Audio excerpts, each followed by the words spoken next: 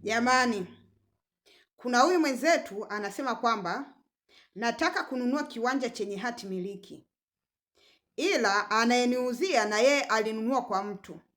Kwa hiyo jina la kwenye hati miliki alimsomi huyu mtu ambaye anataka kuniuzia. Hapo imekaaje? Jibu ni kwamba hapo haijakaa sawa. Kitu ambacho natakiwa kifanyike, huyo ambaye anataka kukuuzia wewe abadilishe kwanza umiliki uende kwenye jina lake, afanye transfer hiyo hati kutoka kwenye jina la yule ambaye alimuuzia yeye kwenda kwenye jina lake, ili aweze kukuuzia wewe. Hapo utakuwa salama, lakini vinginevyo unaweza ukajikuta unapata kiwanja hewa au hati hewa. Sawa jamani, kuna huyu mwenzetu anasema kwamba nataka kununua kiwanja chenye hati miliki, ila anayeniuzia na yeye alinunua kwa mtu. Kwa hiyo jina la kwenye hati miliki alimsomi huyu mtu ambaye anataka kuniuzia. Hapo imekaaje? Jibu ni kwamba hapo haijakaa sawa.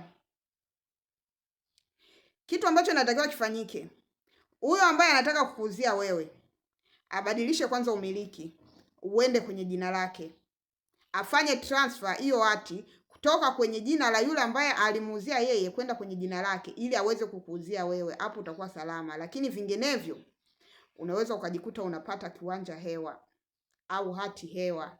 Sawa jamani, kuna huyu mwenzetu anasema kwamba nataka kununua kiwanja chenye hati miliki, ila anayeniuzia na yeye alinunua kwa mtu. Kwa hiyo jina la kwenye hati miliki alimsomi huyu mtu ambaye anataka kuniuzia. Hapo imekaaje? Jibu ni kwamba hapo haijakaa sawa.